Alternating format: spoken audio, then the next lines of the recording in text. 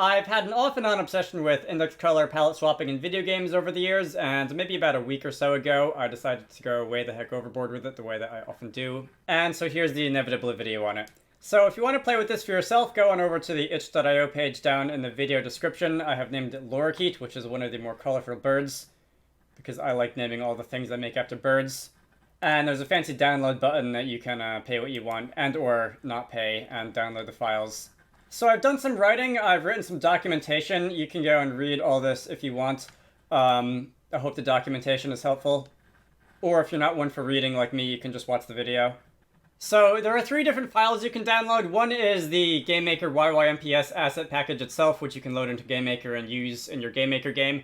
Another is a little demo program, which you can load up to see what it looks like, and a third is an editor tool that you can use, that you can make use of when it comes to generating palettes and that kind of thing.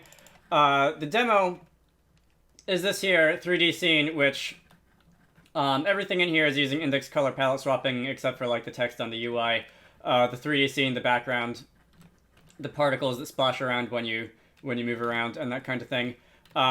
Except for like a very specific effect on the water, but everything else is being drawn with index color. And as the time of day changes, you can see some of the alternate palettes coming out. As we transition to nighttime, we're not using any like lighting shaders, we're just doing this with a palette. This does, I suppose, bring up another point, which is that this palette swapping effect is very fast, and if you want to stress test it on your computer, if we put a little bit more stuff in the scene to put it through its paces a little bit, we can go into full screen, and we can bump up the rendering resolution and see how it performs. As we can see, 8K rendering resolution, we're still getting 60 frames per second with all this in the scene. OBS, as I record this, doesn't really like that, so I'm going to put it back in a window like this. And again, because I like to showcase some different uses for palette swaps. We have the night sky in the background, which is also just a different color palette than the clear blue daytime sky. So let me now get into GameMaker and show how this is going to work. So if you drag and drop your lorikeet.yyMPS file that you downloaded from itch into GameMaker, we can do the whole import asset package thing. We can import this folder of resources. And if you look inside it, it's pretty simple. There's really only one function you need to call. We have Lorikeet set, which is going to be for applying the palette swapper effect. We have a shader to go with it, and we have Lorikeet reset, which is basically an alias for shader reset. And we have the Lorikeet palette manager, which is a more advanced thing that I will not be talking about today, I don't think. And I'm going to demo this with a couple of duck sprites like this. So I know that just by virtue of existing, Lorikeet is going to draw comparisons to some other palette swapper assets for GameMaker that are out there. One, Pixelated Pope, John Peterson's retro palette swapper, is probably the most famous that most people know of. And me and the Pope are kind of trying to do 2 different things here. John Peterson's retro palette swapper is very easy to just drop into an existing project and apply a palette to a sprite that you've already got in the game. And his shader does all the heavy lifting of taking the colors in the existing sprite and matching it up to the colors in the palette. Whereas Lorikeet is going to require us to do a little bit of initial setup, and we're going to generate our index color sprites ahead of time, and as a result, the shader is going to have to do very little work. Classic trade-off in computers, having to do work ahead of time or having to do work at runtime. So to do that, I'm going to bring up the 3rd file that you can download off the itch.io page, and that is going to be Lorikeet Editor. And we can open this up, and this is going to feature a little palette extraction tool that we can use. And this is going to allow us to either hit load sprite and load in a sprite, or just drag and drop spr_duck into the window, and we can view it in the editor. The tool is going to extract the palette. This is a palette of all of the colors that are in the sprite, and it is going to figure out an index, so it is going to index each of these colors, and it's going to say, for example, black is going to be index 0 in the sprite, and gray is going to be the next index in the sprite palette, and the lighter shades of gray are going to go down the palette. And you can see the original sprite versus the index color sprite versus the the index color sprite with the palette applied to see what it looks like. And if you want to edit any of these colors, you can click on the little swatch in this palette over here on the right side, and you can mess around with the different colors. So this particular pixel happens to be the little shine in the duck's eyes, and if you want to, let's say, make him a little bit more demonic, we can make the shine in the duck's eyes red. If you want to make him a little bit tamer, you can make it a, I don't know, a sky blue or whatever the original color was, something like that. I spent a lot of time last night implementing the hue, saturation, and value access channels in this color picker. I hope you like it. Anyway, let's make it let's give you green eyes for now. So, next you can save the index color palette. Let me save that in the same folder that it came from. I'm gonna call this something like IDX duck. As in, like, index color duck. And if I were to open this up, you could see that this is the black and white, like, grayscale sprite palette version of the duck. And likewise, we can say save palette, and I can call this something like pal_duck. And there's a couple different tools in here. I'm going to get into those later, but firstly, let me go back to GameMaker, and let me just drag IDX_duck and pal_duck into the GameMaker project. So we're going to have the index color version of the duck. We're going to have the palette for the duck. And if I were to go into the draw event of the traditionally named object1, and if I were to simply say, let's say draw sprite, IDX_duck, sprite sum_image 0, x can be, we can draw it at 100, 100. If you do nothing, of course, this is simply going to draw the sprite as is. And it's not going to be super interesting. Let me draw you bigger. Draw sprite extended. Let's give you a scale of like 8 and 8. Right, that's good. Like this.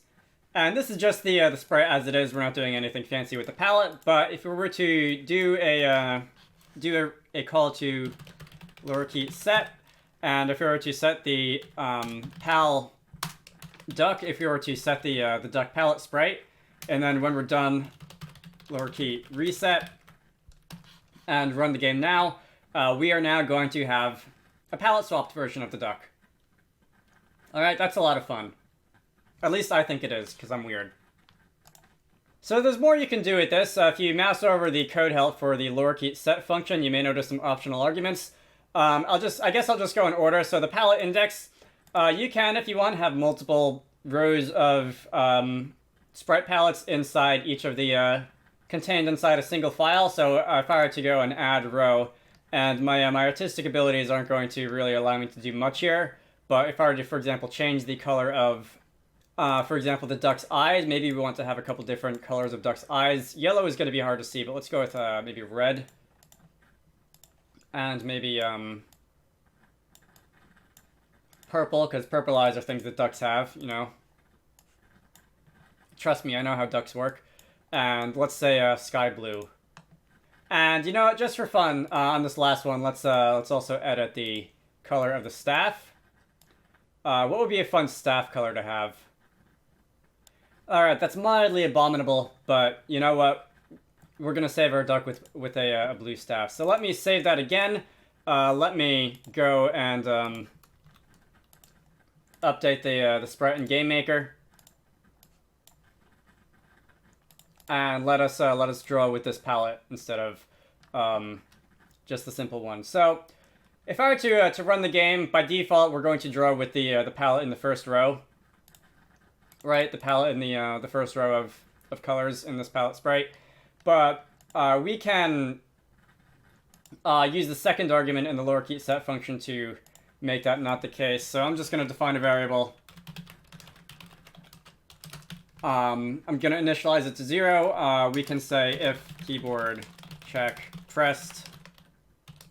We can just write this little bit of code that's going to cycle through the numbers 0 through 3 when you hit the left and right arrow keys, and then we can draw the palette index variable in the Lorikeet set function. We can use that palette index, and that is going to allow us to cycle through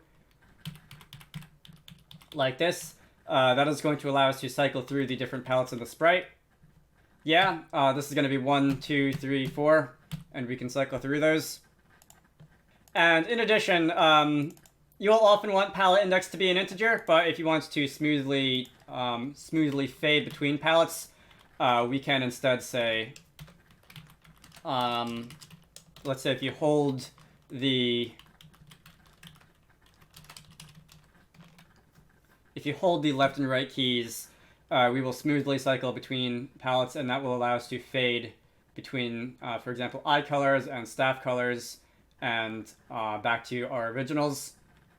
Okay, and that is how the smooth like day-night cycle transitions are achieved in the demo program, is by cycling through the palettes smoothly like this.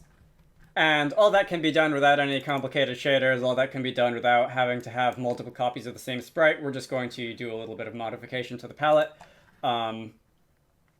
It's very light on system resources. You understand why things like this were favored in the early days of video game graphics. The next optional argument to the Lorikeet set function is going to be the subimage. This is not too exciting. If you have a palette sprite with multiple subimages, you can go and specify the subimage you want to draw with. It doesn't have to be the first subimage of the palette sprite. That's just in case you want to, for example, organize a lot of the palettes in your game into a single sprite with multiple frames instead of having them all just sitting in the asset browser like that. And lastly, the subimage will default to 0, obviously. Lastly, we have the shader argument. So if you want to edit the Lorikeet shader yourself to apply the palette swapper effects to your own shader of choice, it's pretty simple. You just copy these 20 or so lines of code and then call this function on the value that you sample from the texture on the index color value, as it were. And then you can proceed as normal. Don't do anything weird like multiplying v_v color by the sampled color from the texture inside this function call. Otherwise, you will get unpredictable results that are most likely not going to be what you're looking for. But other than that, that's really all you need to worry about. And if you were to have multiple shaders that feature the palette swapping code, then you could tell the system which shader to use when you use the Lorikeet set function, and as long as it has all the same uniforms and sampler names, GameMaker will be able to figure out what to do. So, I am actually going to re-record the part of this video where I talk about some of the fancier things you can do with this editor, because as it turns out, after I finished recording the first version, I decided to add a few things, and I don't want to present something that's out of date that quickly. So, over here on the side, you can select the display type. I believe I talked about this already. There is the original version of the sprite. There is the index color version of the sprite, where it's literally just drawing the palette indices. And most interestingly, there's the applied palette version of the sprite. This is where most of the interesting things are going to happen. So you can mouse over different colors in the sprite, and you can highlight the pixels in the sprite that use the same color. You can select them so that you can see which index in the palette they're going to correspond to, so that you know which colors you would have to edit if you want to edit something. You can also just click on a palette. You can also just click on an index in the palette, and likewise, it will show the corresponding pixels in the sprite. Let's go with the big yellow, I guess. You can, of course, click on the selected palette index to bring up a color picker, and from here we can choose a different color to assign to the sprite. That's like sort of greenish. That'll work, I guess. The first time I recorded this part of the video, I think I turned it like magenta or something, which looked significantly less good. You can also use an eyedropper, and you can use the eyedropper to basically copy a color either from the palette or from somewhere else in the sprite, right? And there's also a paint bucket, which I'm sure you can figure out what the paint bucket is used for by this point. And you can apply that again to either the palette itself, or you can apply that to part of the sprite. And if you don't like any of the existing colors, you can click on the color picker down here. You can pick, for example, again, sky blue, and you can put it down wherever. Next, there is a shift palette left and shift palette right set of buttons on the bottom down here. I honestly don't know how useful this is, but it only took a minute to implement, and I got a bit of a kick out of it when I was doing this at like 2 in the morning a couple days ago, so there it stays. Hue, saturation, and value sliders. You can just do hue shifts on the palette as a whole. You can type in an exact hue shift if you want it. So say 30 degrees to the, to the right, 60 degrees to the right, something like that. You can do the same with saturation, bring it down to grayscale, or oversaturate it. If you happen to like that aesthetic, you can mess with the value by bringing the value down. And I suppose, and this isn't really correct, and if enough people yell at me to not do this, I'll just change it. But if you bring it all the way up, you can mess with the lightness and fade this part to white. That's not really going to be very useful to us, is it? Let me reset that sprite. Nope. Wrong button.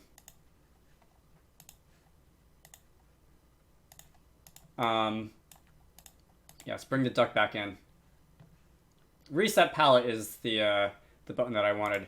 Anyway, there is a color channels option so that you can mess with the individual color channels. You can increase the red, you can decrease the red, you can increase the green, which looks very weird. Maybe don't increase the green of this duckling sprite to that much of a degree. You can increase the blue, looks kind of cool. Decrease the blue. There's not very much blue in the sprite to begin with, so decreasing it doesn't really do it a whole lot. Confirm or cancel if you like or don't like the result. You can add rows to the palette. I believe I talked about this already when I was demoing the different palette indices earlier, and you can select the row that you want to edit. And you can, for example, have a copy of the duckling, and you can do like a bluish-greenish palette swap, if that's your thing. Let's see if my artistic abilities are going to allow me to come up with anything that doesn't look completely stupid for the purposes of this demo. Well, I've done worse. And you can cycle between those. You can treat this as a animation, and you can hit the play button or the pause button, or step left and step right if you want. Delete a row if you don't like it. And lastly, there are some automation tools, and this is what I use to generate the day-night colors for everything in the demo without having to do it all by hand. There's the day-night cycle shift by default, and this is going to generate an array of 24 palette indices, and they're all named for the different hours in the day, and they all have different RGB shifts, and you can see during like midday, we have the unmodified RGB of the original palette. At night, we have a much less red and somewhat less green version of the same colors, and we can cycle through them. And if I were to hit apply, we would have ourselves a nice transition like that. All right, that's wonderful. Automation steps only are applicable if you only have one like source palette row in the palette over there. And if you want to, you can also apply other automation steps besides messing with RGB percent-wise. You can have an absolute change in RGB, so like plus 25 red out of 255, just plus 25 added to each pixel in the palette. And you can also do the same thing for HSV. And also the left and the right shift, which again I don't think anyone's actually going to use, but I put it there because I can.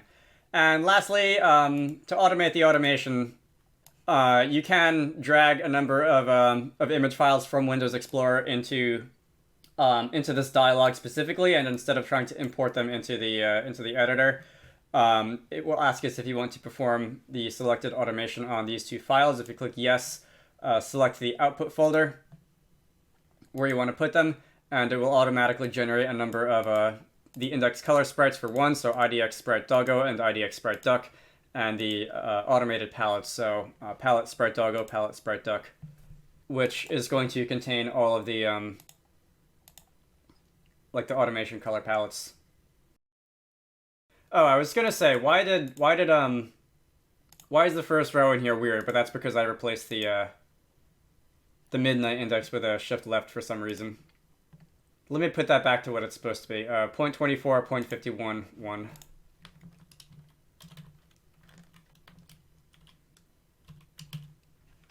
Yeah, it's a lot better.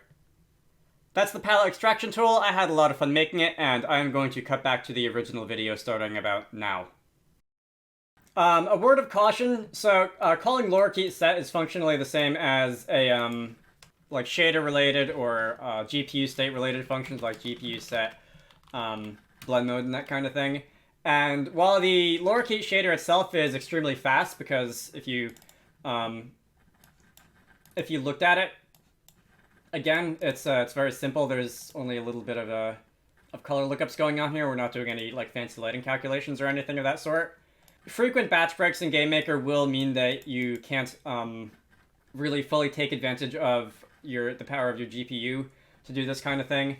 And if you set the Lorikeet palette information every time you draw a sprite, you won't be able to take advantage of GameMaker's behind-the-scenes sprite batching features, which are actually quite powerful. And if you wondered why the demo was running at 60 frames per second at a 8K rendering resolution with 3,500 instances in the room, as I said, GameMaker is very good at sprite batching. And the same way that you generally shouldn't call GPU set blend mode or other GPU or matrix functions for every single object that you draw, you also shouldn't call Lorikeet set for every object that you draw. For example, if you were to do something like, if you had multiple objects with obj underscore duck,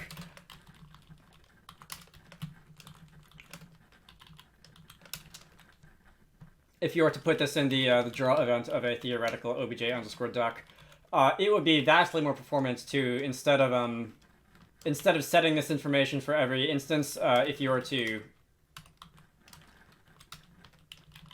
set the Lorikeet information, set the palette swapper information before you start drawing every single one of these ducks, and reset it afterwards, and this would allow you to take advantage of GameMaker's sprite batching capabilities. Optimizing sprite drawing in GameMaker is a whole can of worms, and it's really too easy to fall into the trap of trying to over-optimize your game and never making your game when you do that. But since I kind of advertised this this tool in this video as being able to like draw thousands of sprites very quickly like this, I should probably you know, at least acknowledge that. Anyway, my name is Michael. I like wizards and dragons and making games and 3D and weird palette swap index color shenanigans. Again, if you want to download this yourself and play around with it, links to the itch.io page down in the video description. I will probably also have links to the documentation, assuming I remember, which I'd better, and also the repository itself, which contains both the editor and the demo program. The code inside both of those is not exactly the cleanest, but if you want a closer look at how the sausage gets made, you might be interested in looking at those, but the important parts are going to be on the itch page. If you want to contribute to the channel, links to Yield Patreon can be found in the video description, and because itch is just the best website on the whole internet, you can also donate via there if you want to as well. And if you did either of those things, I would definitely say a very big thank you. Otherwise, I hope you enjoy this sort of nonsense as much as I do, and I will see you all later. Special thanks to Army Armbuster, DJ Gibbles, Edward Holt, GameMaker, Keyexy, Sindra Larson, Squarecrow, and Zenjamin for supporting these videos. If you want to see your name in the credits or hear yourself shouted out at the end like this, head on over to the Patreon page down in the video description to join the fun.